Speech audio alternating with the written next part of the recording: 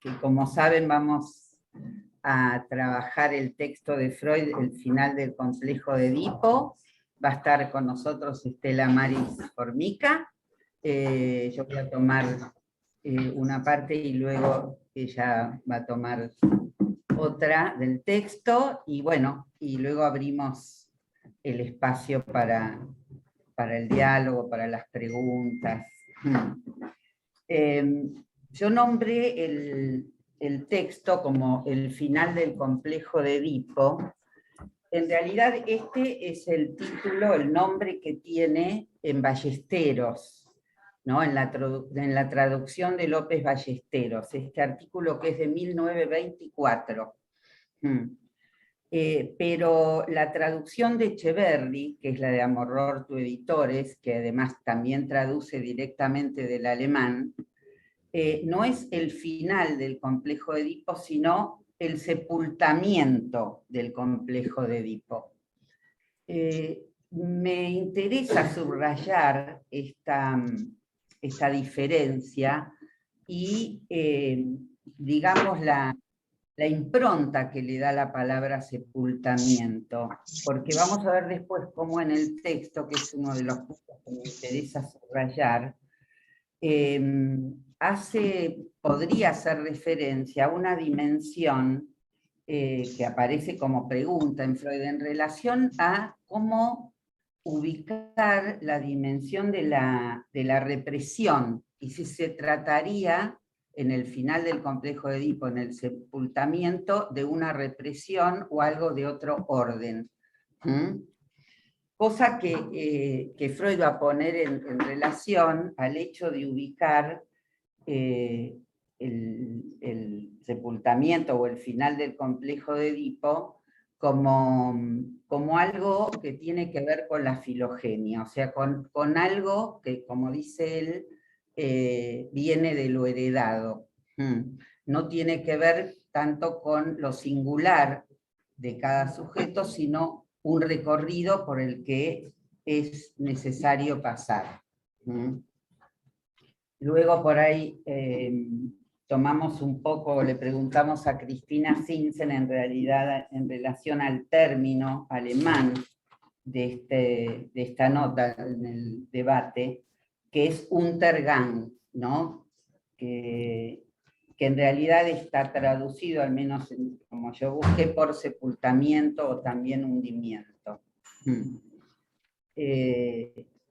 Entonces, surge en relación al texto, ahora vamos a volver, qué orden de represión podemos atribuirle a este hundimiento obligado, ¿no? A este fenómeno que Freud ubica como determinado por la herencia. Y va a ubicar varias cuestiones que hacen a esta necesariedad, ¿no? de ese pasaje.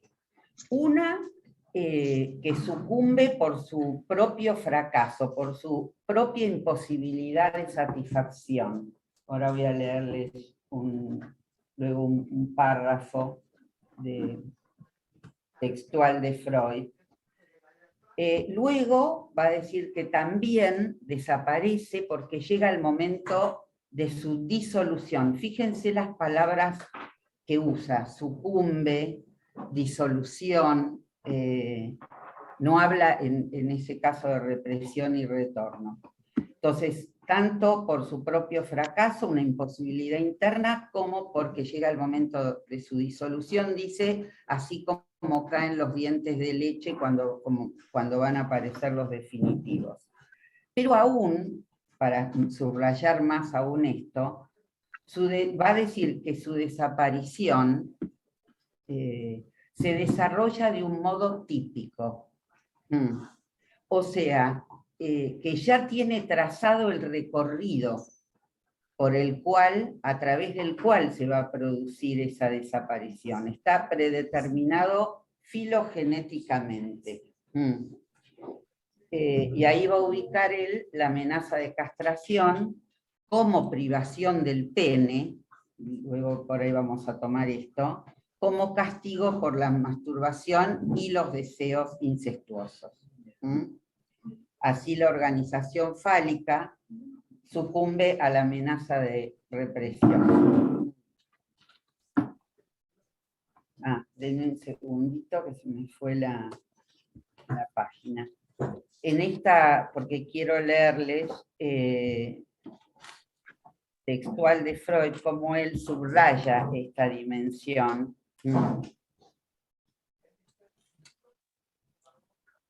Bueno, pasan estas cosas a veces.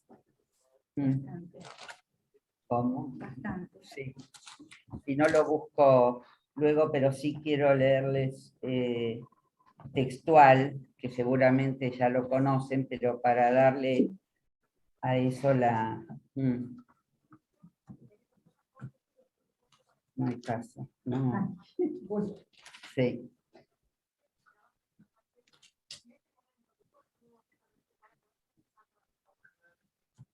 Aquí está. Esta dimensión, quiero subrayar de lo típico, en Freud, aparece en forma bastante insistente en la obra freudiana. Seguramente ustedes recuerdan cuando él habla de sueños típicos, síntomas típicos, va a decir, por ejemplo, que la conversión es un síntoma típico en la histeria, o la duda en la neurosis obsesiva, los pensamientos obsesivos. Va a ubicar aquellas cuestiones que no tienen que ver con la singularidad del sujeto, sino con esto que podríamos decir que viene del otro, con esa anterioridad del otro que de algún modo determina ciertos pasajes, ¿no? Lo podemos ascribir como aquello que remite a la preexistencia del otro. El otro como lugar del significante que implica ya una organización simbólica, un orden que constriñe y anticipa. Más que hablar de retroacción, se trataría de una necesaria anticipación. En el caso del complejo de Edipo, no puede no sucumbir. Esa imposibilidad es del orden de lo real, lo que no cesa de no escribirse, ¿no? Lo que Freud va a plantear ahí es de que el proceso de disolución, y esto me gustaría después que lo podamos charlar, es más que una represión, equivale a una destrucción y desaparición del complejo, ¿no? Así como ubica esto, que es un fenómeno central del temprano periodo sexual infantil, que luego sucumbe a la represión y es seguido por el periodo de latencia, que el análisis lo atribuye a las decepciones sufridas por el sujeto individualmente, va a tomar este otro sesgo, que es el que fracasa necesariamente por su propia imposibilidad interna.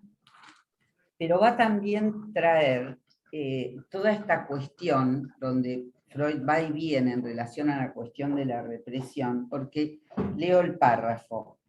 Dice, no veo motivo alguno para no considerar el apartamiento del yo del complejo de Edipo como una represión, aunque la mayoría de las represiones ulteriores se produzcan bajo la intervención del superyo, cuya formación se inicia precisamente aquí, ¿no? Él va a ubicar que el sepultamiento del complejo de Edipo lleva a la cuestión de la identificación y el surgimiento y el nacimiento del superyo.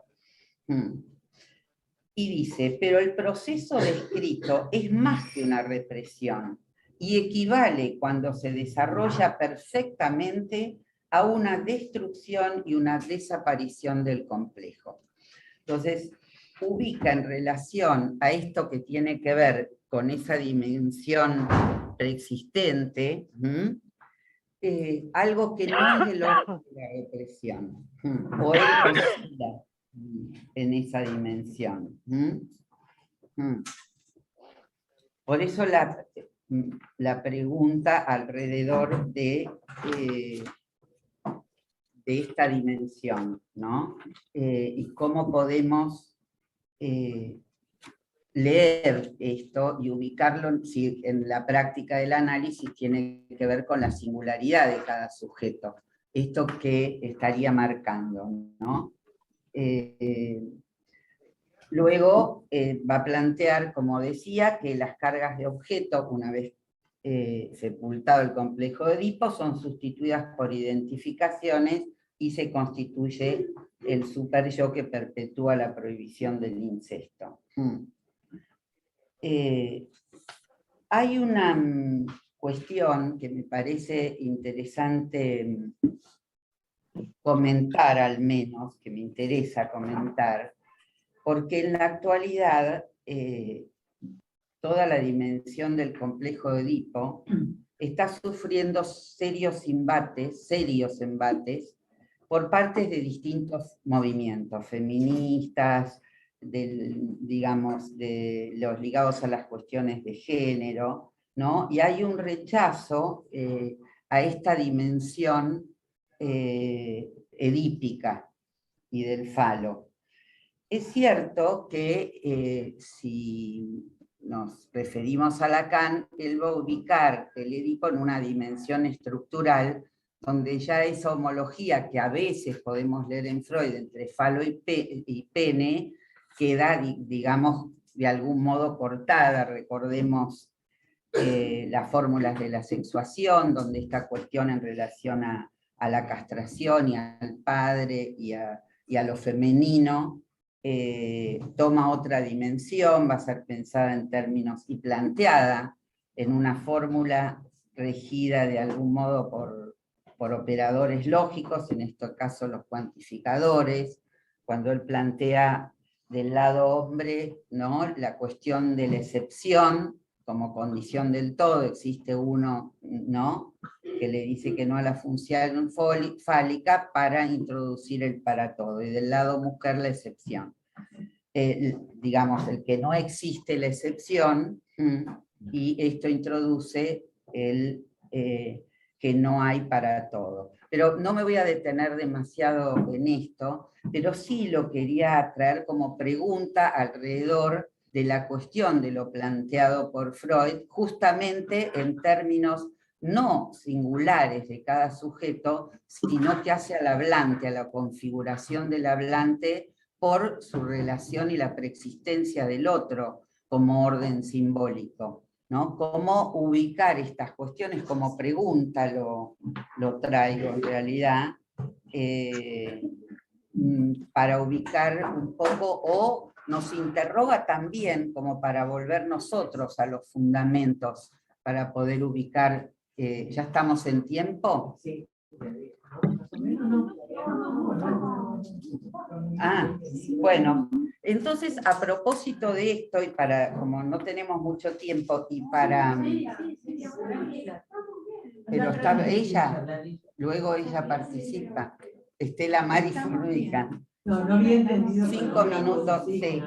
No, después en todo caso estoy pasando un poquito rápido por cosas de demasiada, por ahí, de demasiada complejidad, pero porque quería introducir esta dimensión que al menos requiere de nosotros repensar los fundamentos para poder de algún modo tomar esto que tiene tanto peso en la actualidad y al mismo tiempo poder reubicar esa cuestión, ¿no? En relación, digo, no solo al texto de Freud, sino al de Lacan. Por eso tomaba esta cuestión donde Lacan logiciza y lleva en términos de fórmulas y de operadores lógicos la dimensión de lo que podríamos llamar el Edipo, justamente la fórmula de la sexuación en su fórmula superior es una versión lógica de lo que Freud plantea como complejo de Edipo, y en la dimensión del final del complejo de Edipo, y el lugar, eso no me detuve tanto, que Freud le da a la mujer en relación a los efectos que la castración comienza a tener cuando el niño ve la falta de pene en la mujer. Esto es lo que Freud plantea y cómo Lacan va a plantear esto en términos lógicos. Bueno, quería traer, para dejarlo al debate, algo que me ha llegado, tal vez ustedes se han enterado, en relación a un fallo de pluriparentalidad. ¿Qué es esto? Un fallo que, digamos, suspendiendo la cuestión de códigos donde solo se admiten 2 vínculos parentales, padre y madre, bueno, actualmente con la ley, que el otro día hablamos de esto, 2 padres, 2 madres, la pregunta, ¿qué es esto de 2 padres, 2 madres? ¿Cómo? Pero en este caso, pluriparentalidad, o sea, un fallo que le otorga a un niño, que ahora voy a leer algo de eso, la parentalidad de la madre y de 2 padres, el padre biológico y el padre de crianza, ¿no? Pero no como adopción, sino como... o sea, el padre biológico y de crianza no son pareja, ¿o sí? No, hay una madre, ahora cuando lea se va a entender, una madre y 2 padres, uno que es el padre biológico y otro que es el padre de crianza. Lo que ocurre ¿El padre de crianza es la pareja de la madre? Sí, pero cuando la madre tiene a este, ahora se los voy a leer porque les va a quedar mucho más claro, ¿no? Lo que que dice que la jueza prioriza el deseo y el parecer del niño en lugar de la ley. Así ya es todo un tema, pero bueno. Que la jueza de familia falla en disenso con el artículo 558 del Código Civil, que solo admite la posibilidad de 2 vínculos parentales para una persona. El fallo judicial reconoce que el niño tiene, además de su madre, 2 padres, el esposo de su mamá, con el que nació y se crió, y su padre biológico, que lo concibió en una relación extramatrimonial con la mujer. Perdón, Ana, ¿podrás cerrar su micrófono? Porque se va la imagen y no podemos ver a Celia. Perdón, Bueno, este niño que hoy tiene 9 años, bueno, termino con esto. Entonces la jueza aplica esto de que suspende la prohibición del Código Civil y le adscribe la pluriparentalidad, ¿no? Y ordena el bloqueo del acta de nacimiento original, porque esto ocurre cuando el niño tiene 9 años, no cuando... digamos, el bloqueo del acta de nacimiento original del niño que hoy tiene 9 años y emita una nueva en que los padres sean los 2. ¿No? O sea, madre una. A ver, el niño, termino con esto, el niño nació en 2012, fruto de una relación extramatrimonial. La madre estaba casada, entonces el niño cuando nace se presume hijo de ese matrimonio. Entonces esa a nombre de... Cuando el niño tiene 6 años, ¿no? La madre le dice a su ex amante, no sé, quien había tenido la relación extramatrimonial, que era probable que ese niño fuera su hijo, y hacen entonces un estudio de ADN privado, y se confirma que el padre era el progenitor, esta persona. Entonces, el progenitor, llamémoslo así, inicia una demanda de filiación.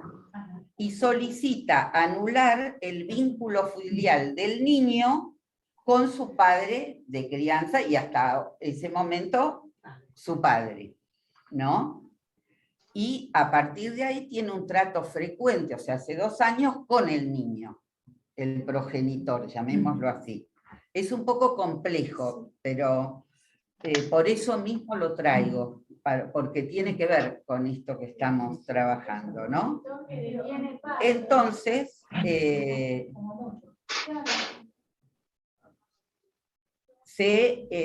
la jueza plantea que prefiere escuchar al niño, el principal protagonista e interesado de esto, ¿no?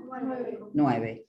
Hacía 2 años que había empezado a tener contacto con su papá biológico, pero el otro seguía siendo su papá, lo mismo que la abuela paterna seguía siendo la abuela, ¿no? Él manifestó, el niño, que estaba cómodo, que entendía que el papá biológico entrara a su vida familiar, pero no quería cambiar su apellido, ¿no?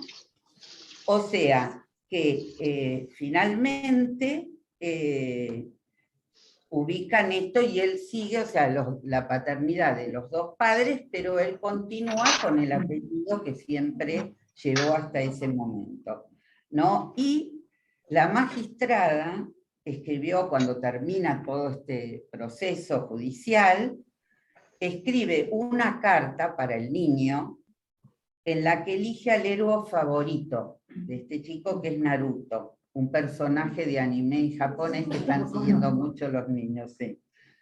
Y textual, la jueza tiene la misma valentía de Naruto, el niño, y protege a los que quiere como él. Pero a diferencia de que él dice, el niño, que se eligen los amigos, pero no los padres, él sí pudo hacerlo.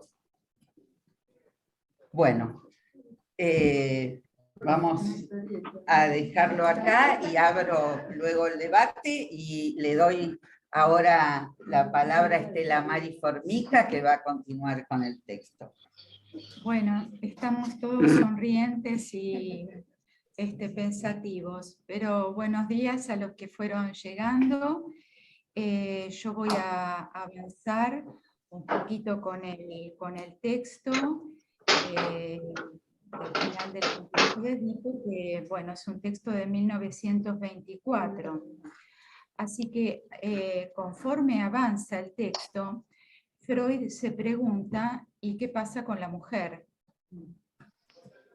La niña compara el clítoris con el pene, se siente inferior, le crecerá, lo perdió. Bueno, a partir de estas ideas, luego Freud va a trabajar en 2 textos, la sexualidad femenina, que es del año 31, y la femineidad, que es del 32-33.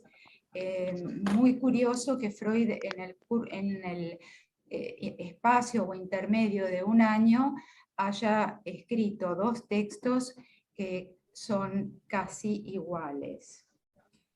Bueno, esos 3 caminos son la inhibición en la sexualidad femenina, el complejo de la masculinidad y la femineidad definitiva que veremos.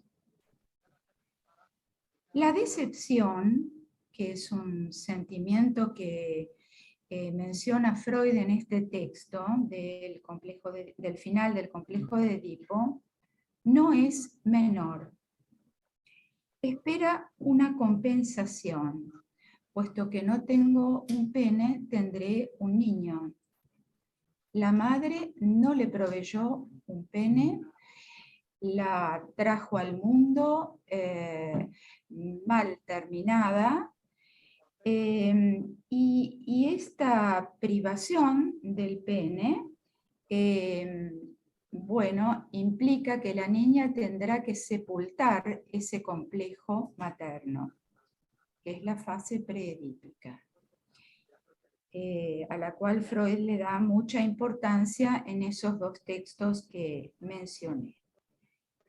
Y el padre, en realidad, tuvo el niño con otra mujer, en general la madre. es decir, ambos deseos incumplidos, que dice Freud, perdurarán en lo inconsciente. Entonces, ella entra con esta premisa decastrada al complejo de Edipo. ¿Y cómo lo cancela? ¿Por qué darlo por concluido sin nada para perder? Freud dice, sigo con el texto que nos convoca hoy, que la formación del superyo femenino dependerá más de la amenaza de la pérdida de los educadores y de los padres, claro, perdón, de la amenaza de la pérdida del cariño, creo que dije bien, de los educadores. O sea que formula un planteo de amor que tendría en la mujer una forma más caprichosa e ilimitada. Esto lo agrego yo por otras ideas que fui leyendo. En particular, estos dos textos de Freud que mencioné, algunos de Lacan que les voy a citar, y uno muy interesante que se llama El superyo femenino, la afinidad entre el superyo y el goce femenino, de Isabel Durán. Ahora le pido a Cristina si lo puede escribir en el chat, el nombre del texto, para que quienes quieran tengan la referencia. Superyo femenino de Isabel Durán. Sí. Bueno, entonces en la femineidad, Freud dice, entrar en el complejo de Edipo es como entrar en un puerto de salvación. La niña permanece en él indefinidamente y solo más tarde e incompletamente lo supera. El superyo tiene forzosamente que padecer. No alcanza la robustez y la independencia que le confiere su valor cultural. Bueno, Freud se disculpa varias veces cuando habla de la femineidad y finalmente dice, pregúntenle a los poetas. Bueno, y en la sexualidad femenina dice, aquellos primeros impulsos tienen una intensidad inconmensurable. Estos tres términos freudianos, indefinidamente, incompletamente, inconmensurable, nos acercan a algo infinito sin límites. Bueno, esto de no tener nada para perder, la haría más libre a la mujer. En el seminario 4, Lacan dice que para la mujer el nudo es más laxo. Sin embargo, más expuesta al deseo del otro. No quiere un pedacito de ella, el otro. La quiere toda a ella. La quiere completa, se la quiere comer toda.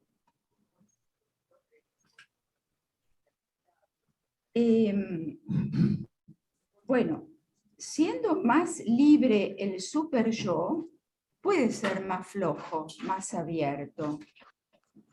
Pero también podría ser un superyo abierto a pedirlo todo, no un pedacito. Porque es problemático de tenerlo, no tenerlo, hacerlo.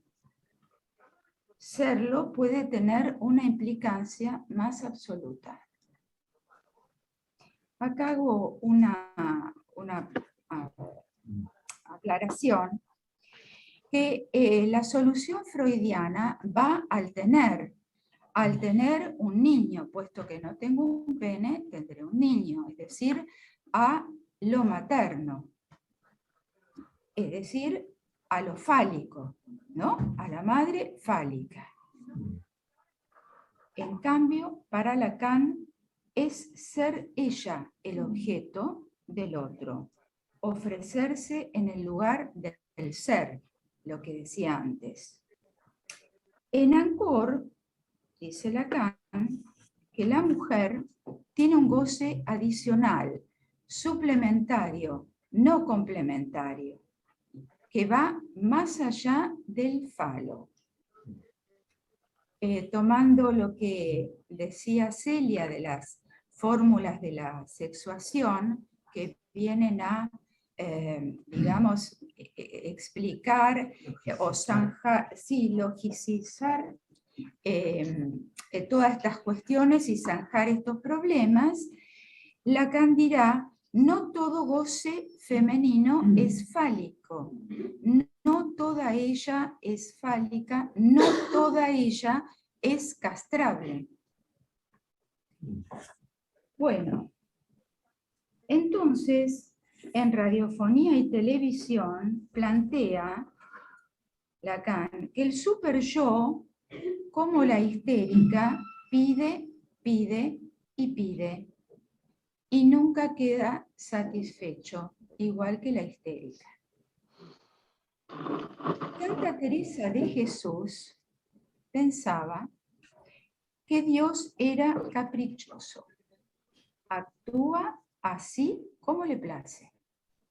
Tanto los castigos como las recompensas tenían que durar siempre, siempre, siempre. Ilustra así, pienso yo, un goce, barra, superyo, guión, Dios, infinito. Es que Lacan en Ancor, en el capítulo de Dios y el goce de la mujer, recomienda leer a sus escritos y a los místicos o las místicas, porque, claro, estamos hablando del lado hombre, donde para todo X fide X, y del lado mujer, no todo X fide X, ¿no? Bueno, entonces podemos hablar de San Juan de la Cruz, de María de la Trinité, que voy a tomar un pedacito ahora de lo que le sucedía, y de otros místicos.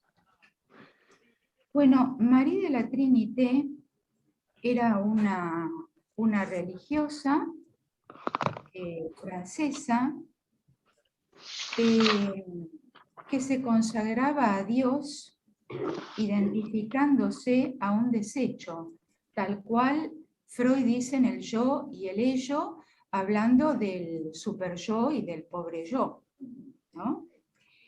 Tenía una intensa culpabilidad debida a su maldad, ella decía, ¿no? Y que de niña había sido muy caprichosa, como vamos a ver de esta cuestión del superyo. Entonces, tenía arrebatos de cólera irrefrenables. Esta misma palabra arrebato es la que va a ser usada para explicar el arrebato de María de la Trinité en relación a Dios, que si lo leen, muy interesante, la verdad es que parece una escena sexual. Ahí sería lo inconmensurable, ¿no? Sí. Sí. Bueno, entonces ella logró apaciguarse cuando se sintió llamada en su adolescencia, llamada por el Señor. Más o menos se sintió apaciguada. Porque bueno, tenía un implacable sufrimiento. Era una mujer muy inteligente que provenía de una familia de un nivel cultural elevado, y que entonces acudió a varios psiquiatras y analistas de la época. No le fue tan bien, se pensó en electroshocks, en una lobotomía, y finalmente llegó a Lacan, con quien se analizó 4 años. Y Lacan le pidió que escribiera, lo cual hizo, porque ella era obediente. Y escribió un texto, el título está en francés, pero tal vez esté traducido, que se llama De la angustia a la paz. Por ahí viene leerlo. Bueno, entonces ella oía al Señor decirle, no, no, solo yo. Que te baste solo yo. Ella deseaba obedecer más allá de lo que se le pedía. Entonces, y para ir concluyendo, podremos decir un super yo sin límite del lado femenino y un goce sin medida fálica, un otro goce suplementario. Bueno, esto último es la articulación que me pareció muy interesante en ese texto de Isabel Durán acerca del superyo femenino y la afinidad con el goce. Bueno, y si les parece, dejamos acá para conversar sobre todas estas cosas. Sí, lo pasamos. Permiso. Sí. Antes que nada, necesito pasarles a todos el CBU, que bueno, la discusión, la idea es ponerlo, ahora les anoto en el chat, y bueno, vayan levantando las manitos, así lo podemos ver. Ustedes saben cómo es la función, puede estar en reacciones, levantar la manito, y si no, abajo del listado de participantes, dependiendo del dispositivo que tengan. ¿Ok? Mientras tanto, voy a anotar en el chat, les voy a poner en el chat. Ustedes saben que pedimos siempre una contribución de 500 pesos, entonces voy anotando en el chat el número del CBU. Perdón, hay algunos micrófonos que no están silenciados. Les pedimos si pueden silenciarse todos. Sí, dice que hay algunos micrófonos que no están silenciados. De los que están ahí. Claro, no están silenciados. Igual las manos se ven, aunque uno no sea anfitrión. Bueno, fíjense si está bien el chat, porque yo... bueno, este sería entonces 011 007 7830 0077 06 536601. Bueno.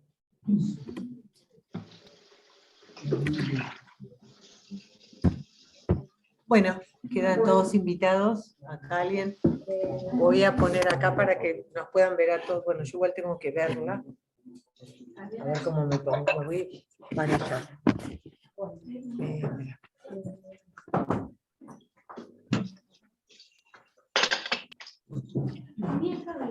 Por eso, porque ya estoy controlando. Bueno, creo que acá nos vemos todos.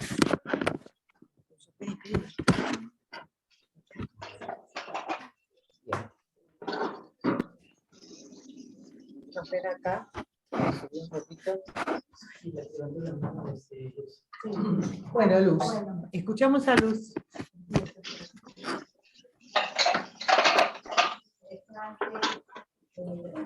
Me quedo pensando en varias cosas, ¿no? No se escucha bien, ¿eh? No se escucha bien, perfecto. No. Acercamos el dispositivo. No hay problema. Muy bien. Hola, ¿cómo están todos? Bueno, cuando hablabas del super yo femenino, ¿no? No recuerdo dónde, porque estaba tratando de ubicarlo y busqué información, pero no, así de rápido no encuentro. si era Freud que hablaba de un superyo femenino feroz, materno, superyo materno feroz. Y pensé en el estrago materno, ¿no? Que es algo como que estaría unido a este superyo, pensando en esta religiosa que fue paciente de Lacan durante un tiempo, ¿no? En cómo operaba esto, ¿no? Cuando ella cuenta sus relatos de infancia y después su consagración a Dios que le mandaba las voces de no el único, en esto de inconmensurable y de estrago. Eso por un lado. Después había una parte del complejo de Edipo, creo que estaba al principio, que hablaba de, porque vos traías algo en relación a cómo era la cuestión, si sepultamiento, destrucción, desaparición, ¿no? Como que quedaba ahí, a ver de qué se trataba esto. Pero antes de hablar de esto, él hablaba de la pérdida de objetos, y hablaba de la pérdida del pecho y la pérdida de la materia fecal, ¿no? Que no es lo mismo, porque una se desprende del cuerpo, y el pecho es la pérdida no es de un objeto propio, sino de ese vínculo con el elemento nutricio, ¿no? Bueno, estos dos aspectos, como eso lo pensé para tener en cuenta en relación a la disolución del complejo de Edipo, porque se trata de una pérdida, y bueno, ¿cómo operaría? Bueno, esos serían los dos aspectos que me interesan. No sé cómo hacemos y vamos contando.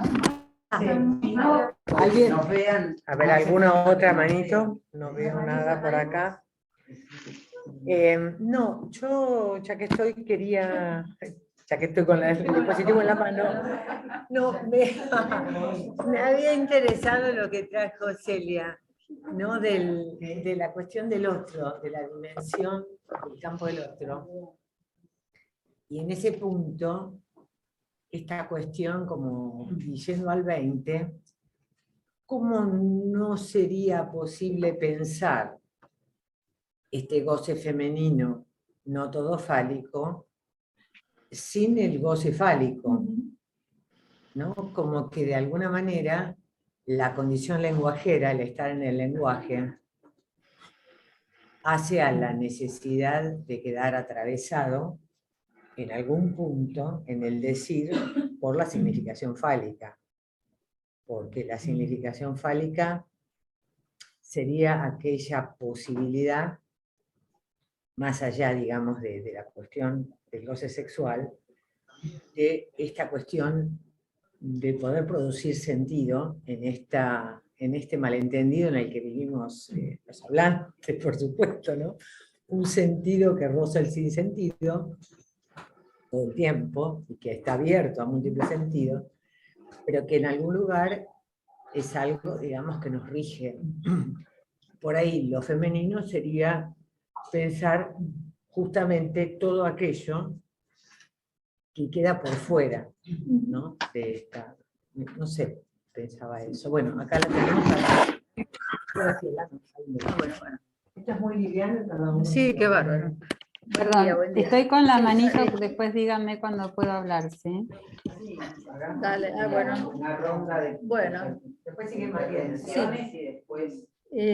Sí, no, una observación, o sea, de cómo partiendo del texto, el final del complejo de Edipo, el sepultamiento, estamos hablando de lo masculino, lo femenino, ¿no? Digamos, fuimos deslizándonos inadvertidamente, diría, hacia este orden de la sexuación. O sea, arrancando del final del complejo de Edipo, digo, me parece llamativo para que veamos qué es lo que se juega acá. Cómo ser, me parece, que cuando se habla de dos mamás o dos papás, se confunden las dos cosas. El orden de la filiación con el orden de la sexuación. Porque dos hombres no quiere decir dos padres, y dos mujeres no quiere decir dos madres. Bueno, esta es la observación. Bueno, Paula. Sí. Regina.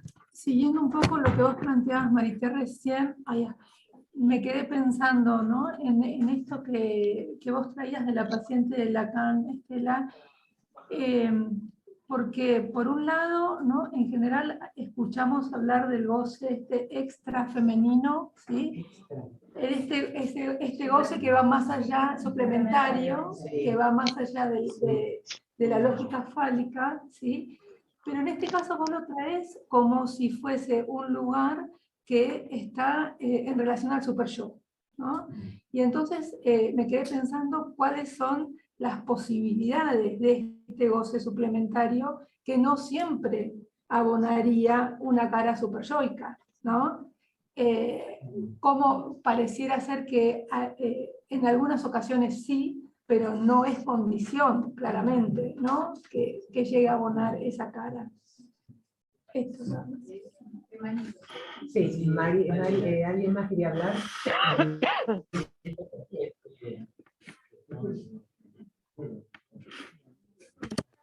¿Mariela? Sí, ¿puedo hablar?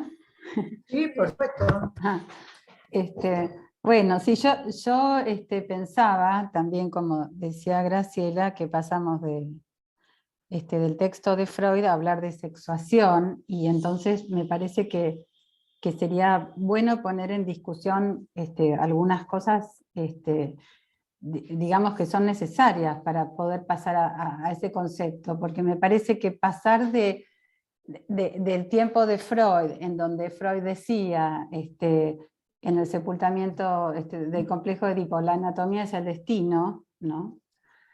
A la noción de sexuación, me parece que es un paradigma diferente, ¿no? Me parece que lo que justamente Lacan ubica es que, digamos, si bien Freud distingue fálico de genital, porque él lo distingue, si no, no hubiera hablado de falo, pero muchas veces en Freud vemos que falo y pene se confunden, ¿no?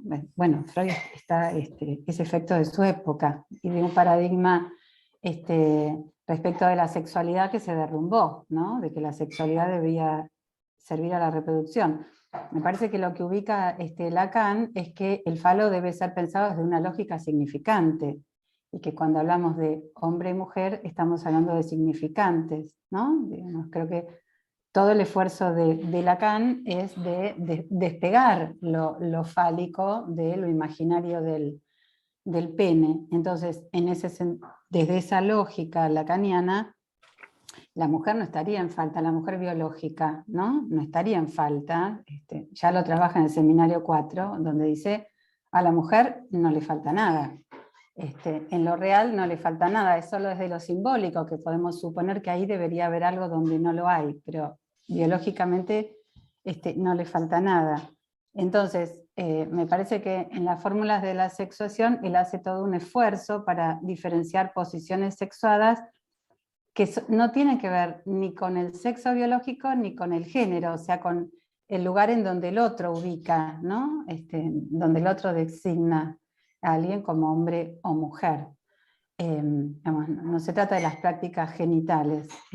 Entonces, las fórmulas de la sexuación que ubican la posición, yo lo entiendo mejor como masculina y femenina, tiene que ver con una posición inconsciente en donde puede estar ubicado un hombre biológico o una mujer biológica, ¿no?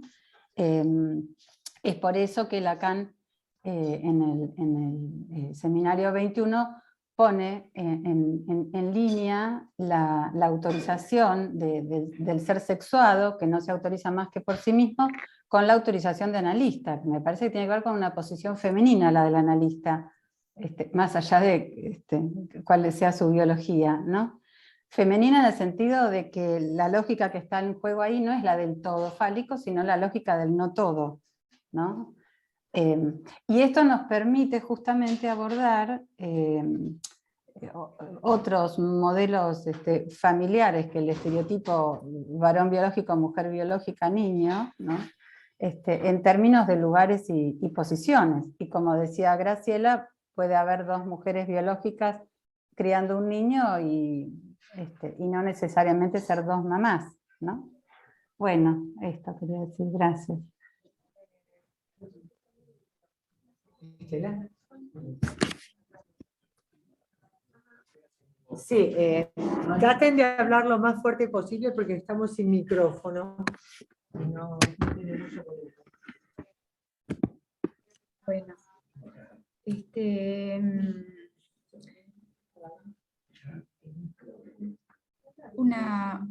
una cosa que estoy recordando es que tanto Freud como Lacan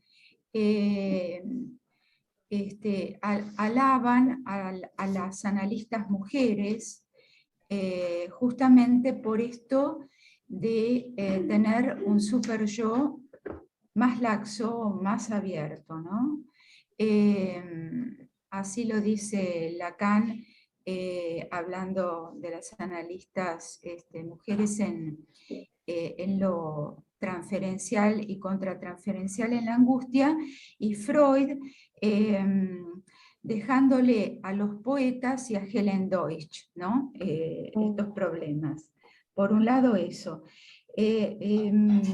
Algo para decirle a Luz respecto del super yo materno, caprichoso y que produce estragos, que digamos que sería un super yo sin límite, al cual se espera que un tercero, ya sea el que está en el lugar del tercero, no necesariamente el marido, la pareja, en fin, un otro, intervenga entre esos dos, ¿no?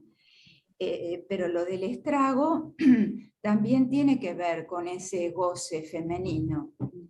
Y está trabajado en el mismo texto que yo les proponía. Y respecto de lo que planteaba Bettina, que también es muy interesante y creo que se engancha con lo que alcancé a escucharle a Mariela, es que no toda ella es fálica, lo cual quiere decir que claro que está bajo el orden del falo y fálica también. No solamente porque puede tener un hijo o tener. Esta dialéctica del tener y del ser está trabajada en el texto del final del complejo de Edipo. El niño tiene en principio una vocación de expresar la relación al objeto por medio del ser. Luego tendrá el objeto. Luego lo perderá y se identificará y entonces volverá al ser.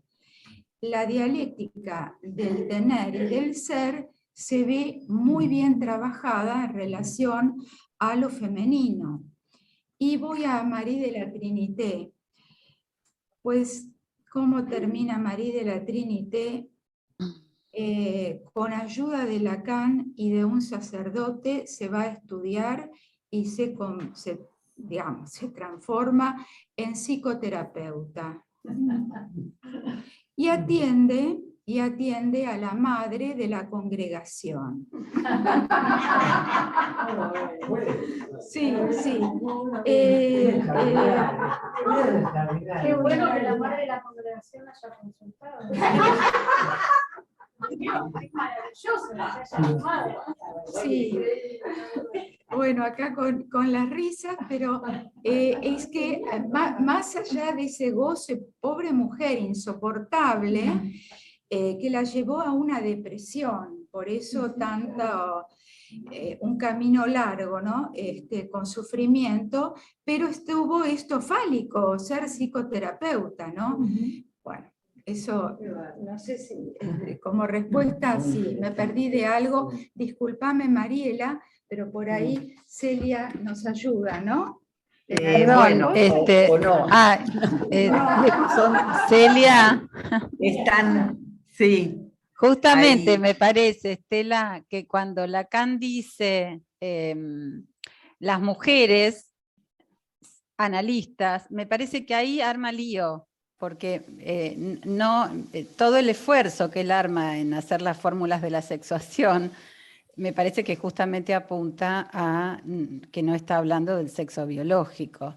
Me parece que cuando dice las mujeres, recuerdo muy bien esa frase, me parece que ahí arma lío, él mismo se mete en una cuestión imaginaria que genera confusión, porque no vamos a creer que las mujeres analistas, por ser mujeres biológicas, tenemos un plus, una diferencia respecto a lo que son varones biológicos, ¿no? Me parece que son posiciones que tienen que ver con el análisis del analista, no con tener pito o vagina. Digo, no va a armar toda Lacan su teoría para volver a pensar en que se trata de si tienen pito o no tienen pito, ¿no? Por eso creo que todo el tiempo los analistas entramos también en estas cuestiones imaginarias que son como medio imposible de no entrar, porque ¿por qué dice hombre y mujer? ¿No? En todo caso, podría haberle puesto otro nombre a los lugares de la fórmula. Yo a veces prefiero decir lado izquierdo o lado derecho, porque me permite no hacer tanto, me sale decir pegoteo imaginario, no sé, no me sale decirlo mejor. Pero bueno, justamente me parece que lo complicado es cuando Lacan dice eso. Las mujeres, o cuando en reuniones de analistas se hacen esos comentarios respecto al gozo y las mujeres se ríen como si no se tratara de las mujeres biológicas. Me parece que no pasa por ahí. Bueno, varias cuestiones. Algo en relación a esto último, ¿no? Que creo que merece sostenerse la pregunta en relación, no a lo biológico. Yo hago una diferencia entre la biología y la anatomía, ¿no? Una cosa es lo biológico y otra es la cuestión anatómica, ¿no? No diría como Freud, tal vez, que la anatomía es el destino, ¿no? Cuando él toma esa dimensión, que en realidad lo que había dicho Napoleón es la geografía es el destino, en relación a...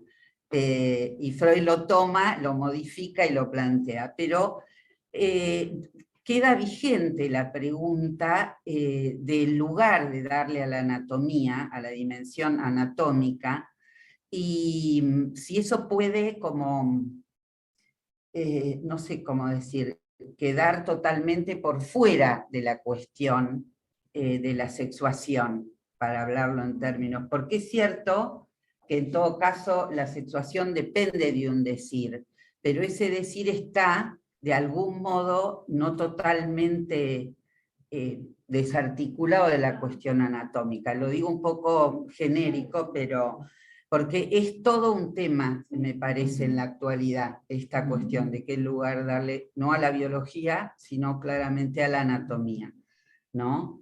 Eso por un lado. Sí. Sí.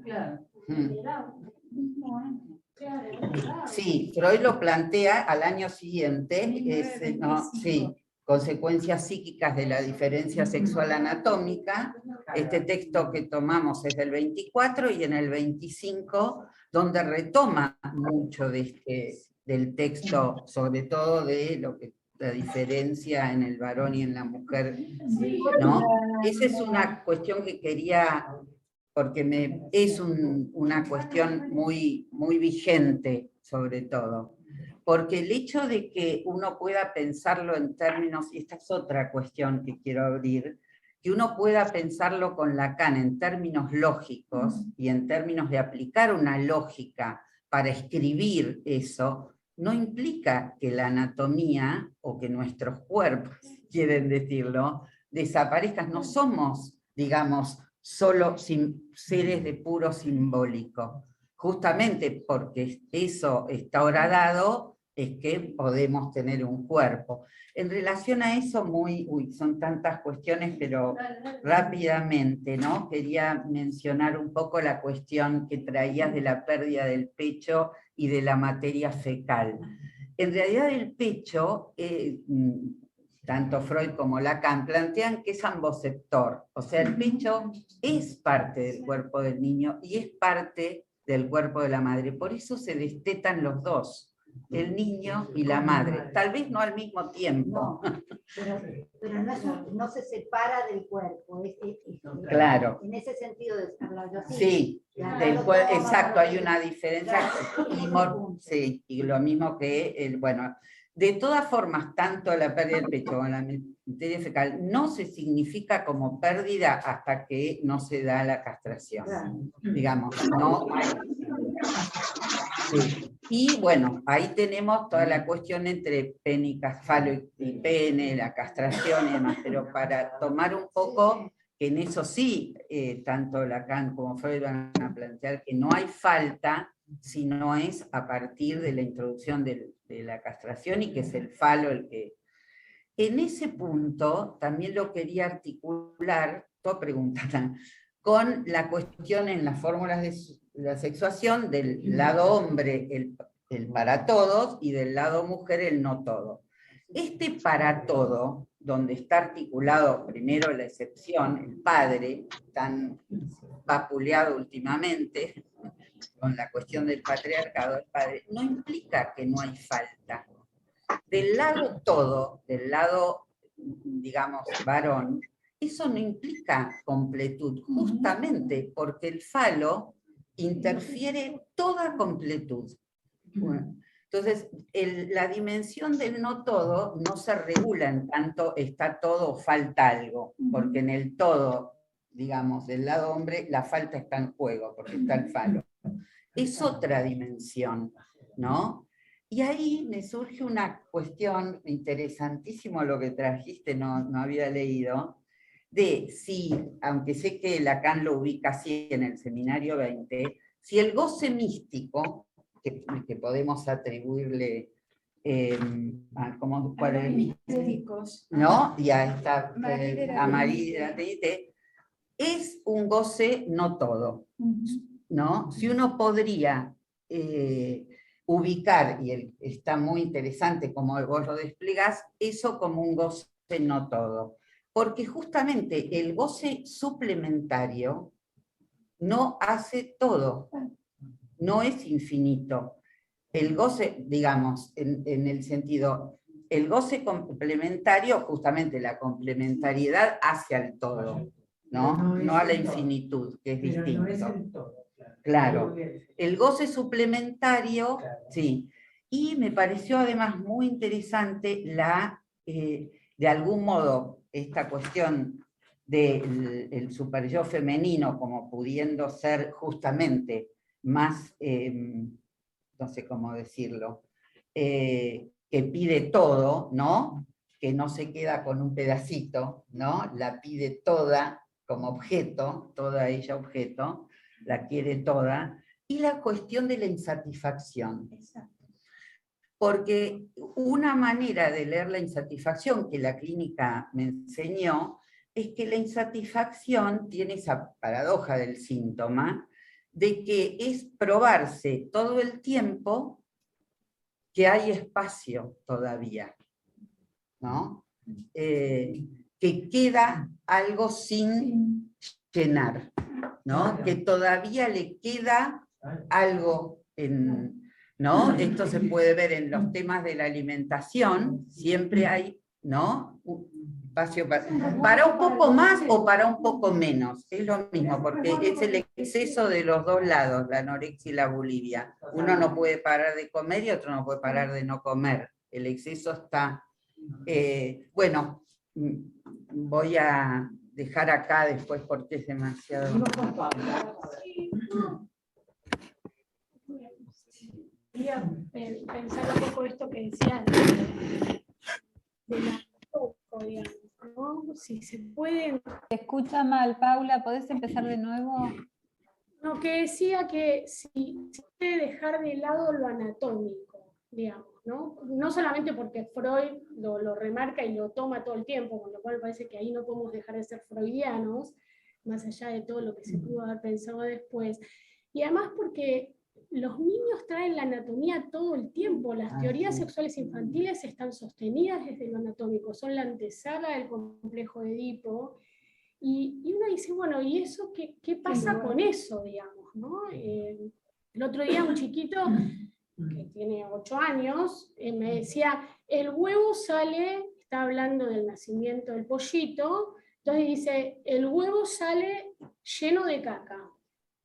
Entonces, cuando yo interrogo esto, digo, ¿cómo puede ser que el huevo Entonces ahí él empieza a pensar que podría haber otro agujero. Esto es anatómico, digamos, ¿no? Y él dice, entonces, claro, tendría que haber otro agujero. Claro, tendría que haber otro agujero, pero ¿y dónde está el agujero? Dice, porque, claro, dice, ¿dónde está el agujero? ¿No? Dice, porque está el pito, está el agujero para hacer caca, y entonces las mujeres no tienen pito, decía, tienen vagina, pero entonces el otro agujero, esto es anatómico, ¿no? Entonces uno dice, bueno, En ese sentido sería el destino, que hay que bueno, significar este cuerpo anatómico. claro, pero El está. drama, el simbolismo. Me parece que es interesante que no lo dejemos de lado, pero que no lo olvidemos, ¿no? Perdón, hay alguien que tiene la mano levantada. ¿Puedo agregar algo? Esto que es una crítica hacia mí, a veces se me pone a favor. Pero no, en relación a lo que decías de las pérdidas, pensaba que Freud dice que para que haya principio de realidad, tiene que haber No se escucha nada. ¿no? Y que para que se observe la ausencia de pene, tiene que haber principio de realidad construido, algo de eso tiene que estar construido, y las pérdidas previas, Eso es lo que se ve en la clínica con niños. Claro, hay niños que no advierten esto, este chiquito está en eso, digamos, pero Es la eficacia. No se escucha bien, perdón. Me acordé de lo que decías de las pérdidas previas para la entrada en el erito, digamos. Hay alguien que quiere hablar. Sí, ¿qué ¿Podrías tal? decir tu nombre? ¿Cómo les Perdón, va? que aparece Carlos el me nombre llamo. de tu celular. Carlos. Si no hay la marca de la insert. Claro. Perdón, los que están Hay presenciales. alguien que quiere hablar, hay una persona. Dale, Sí. después entro yo. Perdón. Y, Hay por una favor, persona que decí no tu está el nombre, que por ahí quiere Sí. intervenir. Saludamos, Carlos. Marite. Moto, no sé quién Sí, es, te Carlos escuchamos me y llamo. después sigue Graciela. Sí, ¿me ¿Te escuchan podés ahí? presentar y hablar lo más fuerte que puedas? Sí, Carlos me llamo. ¿Me escuchan ahí? Sí, Carlos. Bienvenido. Bueno, sí, yo lo único que quería agregar son dos preguntas que me surgen un poco a partir de esta cuestión del problema que se presenta con la anatomía. Gritá, Carlos, gritá, porque si no. Puede ser Pero más no fuerte, hablen por en favor. la sala, por favor, porque si no, no se escucha. Estamos pidiendo que hable más fuerte, por eso hablábamos. Sí, Sí. Por favor, lo más fuerte que pueda. ¿se escucha ahí? Sí. ¿Se escucha? Ahora Sí, mejor, ahora sí. bueno, el problema que me surge es dos preguntas. En principio, Ahora no. Bueno, son dos preguntas. Una es en relación con la cuestión de la geografía es el destino. Hay otra frase que dice, el mapa no es el territorio. Y en relación, claro, y en relación con ella, me surge una pregunta que tiene que ver con el tema del cuerpo y con esta idea, ¿no?, de que el cuerpo estaría perdido en el momento en el que uno adviene al lenguaje. En todo momento me surge también como pregunta si realmente existe un cuerpo, y existe esta decisión entre lo anatómico y la decisión con lo simbólico, ¿no? Es decir, si no está perdido ya ese cuerpo que me surge también la palabra, nos imaginamos como parte de la realidad o lo real en el sentido de realidad. Serían esas dos cuestiones que me quedan más que como una aseveración, como una pregunta.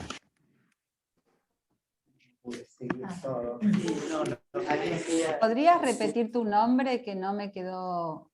Sí, ¿Carlos? Carlos. Carlos. Bueno, vos escuchaste, Graciela, vos te escuchar antes. Sí, bueno. Hola. Sí, lamentablemente nos cuesta escuchar, vamos a ver si podemos resolverlo dentro de todas estas cosas. No se escucha.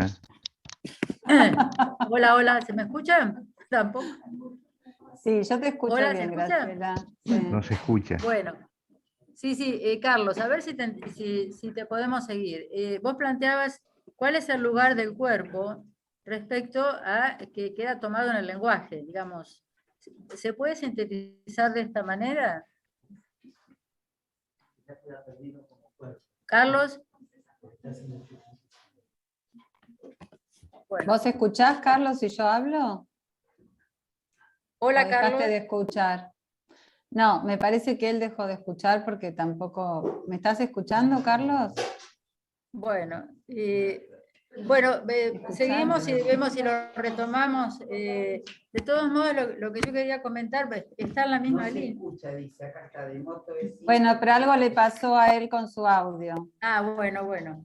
Quería decir que de todos modos me parece que está dando vueltas el mismo tema, ¿no? ¿Cuál es el lugar del cuerpo, de la anatomía, de la biología en este sentido? Si se pierde el cuerpo, digamos, en tanto está tomado en el lenguaje o en el orden significante. Me parece que en el espíritu tanto de Freud como Lacan, o el espíritu en el sentido del orden de la transmisión, no se pierde el cuerpo en el sentido de, pongamos, la diferencia, el orden de la diferencia biológica. Me parece que estamos siempre como tentados de superponer cosas, sobre todo por la cantidad de prejuicios actuales en este sentido, porque digamos que el deseo no coincida con la biología, estamos de acuerdo, y Freud fue el primero que lo dijo. El deseo sexual no necesariamente coincide con la biología. Digamos, fue absolutamente revolucionario en esto. Nadie está obligado a desear sexualmente, a identificarse sexualmente según su biología. Esas son las grandes banderas que se levantan como gran novedad. Pero bueno, afortunadamente ya lo había dicho Freud. Creo que esta es una primera cosa que se puede ubicar desde la perspectiva del psicoanálisis, y creo que en este sentido la estructura del complejo de Edipo justamente lo que nos enseña es que son posiciones que se traducen en identificaciones a partir del atravesamiento del complejo de Edipo. Pero, digamos, desde el cuerpo que cada uno tiene, se producirá o no determinado orden de identificación. Bueno, digo para seguir... Una sola cuestión. Les recomiendo a todos que vean una película que está ahora en circulación, que se llama El hilo invisible, que marca una historia de una pareja. El hilo invisible es una película italiana. Sí. Es una pareja de hombres que insemina a una mujer con un supuesto cóctel de semen de ambos, y bueno, es muy interesante la película, tiene un ribete cómico, pero rescata esta cuestión justamente de que lo edípico no tiene que ver con un cuento, con una novela, sino que es algo de estructura respecto de un entrecruzamiento de diferentes posiciones en relación a la crianza de ese sujeto por venir, donde incluso la nominación de papá fulano y papá mengano encubre una posición materna de uno y paterna de otro, ¿no? Claramente. Más allá de que esto pueda ser dicho, ¿no? Por eso digo que un poco lo que vos traías, de que el nene finalmente no quiere cambiarse el apellido, porque él reconoce, como en el caso de la película es lo mismo, al padre como aquel que finalmente ofició de tal, aunque fuera un señor, una señora, la abuela, el tío, no sabemos. Es un tercero. Entonces, de algún modo él apela a ese nombre, ¿no? Eso me parecía. Bueno, Silvia, te doy la palabra. Sí, te paso. Bueno, varias cuestiones. Voy a empezar ahora por esta cuestión y luego voy a... quería señalar, totalmente de acuerdo, pero, digamos, hay una dimensión, y es una interrogación, para mí todo esto que está aconteciendo socialmente me interroga y me lleva a plantearme desde dónde responder, porque sí creo que obviamente está la cuestión de la función, quién cumple la función y que esa función no está adscripta a un hombre o mujer. De todas formas, me pregunto, hubiera algo muy sencillo y a la vez en función de que la cuestión pasa por el decir también, ese niño no le puede decir mamá, le dice papá a cada uno, ¿no? ¿Qué, digamos, qué implica nosotros como analistas, qué implicancia le podemos atribuir a eso, ¿no? No como condena, sino como efecto, como pregunta, ¿no? O si, digamos, cuando hay esa cuestión, ahí vuelvo con la cuestión de la anatomía, ¿no? Hay una dimensión anatómica, lo que Lacan toma en términos de esa superficie agujereada del cuerpo, lo podemos pensar desde la topología, de distintos modos, pero es la dimensión anatómica. De hecho, todas las cuestiones que en relación a la sexuación y demás se plantean, no, y a las cuestiones que se plantean ahora como género, en relación a la anatomía, digamos, las operaciones, los tratamientos que se hacen hormonales, todos apuntan a la dimensión anatómica, no a si hay óvulos o espermatozoides. Bueno, eso por un lado, para retomar, porque si no creo que caemos en una especie de simbolización absoluta, donde es la función como un algo el cuerpo no se separado. Claro. Perdón. Bueno, y ahí quería tomarlo Sí. del cuerpo, no sé si Carlos podrá escuchar, ¿no? Es cierto que todos nacemos como hablantes, más allá después de qué patología podamos después escribir al sujeto. Todos nacemos como hablantes y en ese punto hay un cuerpo que está perdido. Esto lo muestran claramente los bebés con hospitalismo, que no logran tener el reflejo de succión y alimentarse, luego, bueno, se enferman con infecciones, ¿no? Está esa dimensión.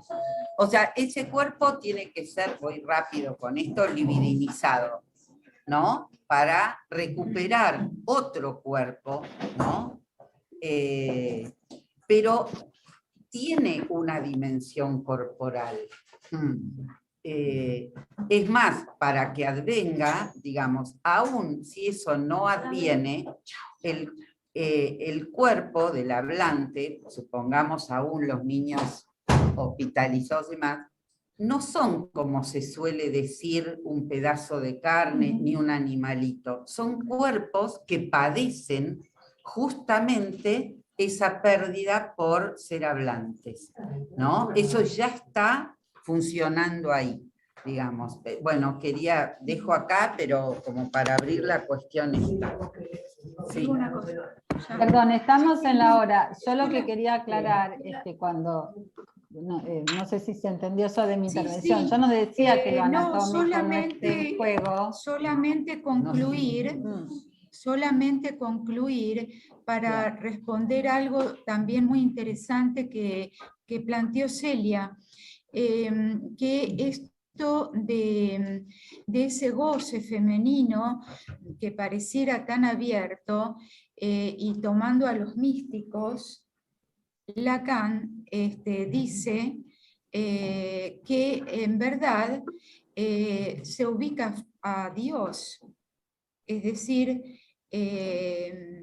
no es que no hay nada, un agujero puro abierto, sino que está ubicado Dios. El problema es que la demanda que reciben los místicos es esto de lo inconmensurable que tiene que ver con Dios.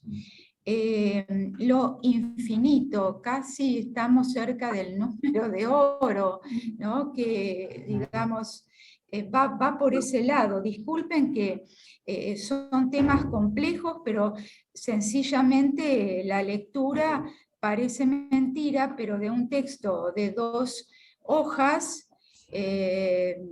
nos fue llevando a tantas cuestiones.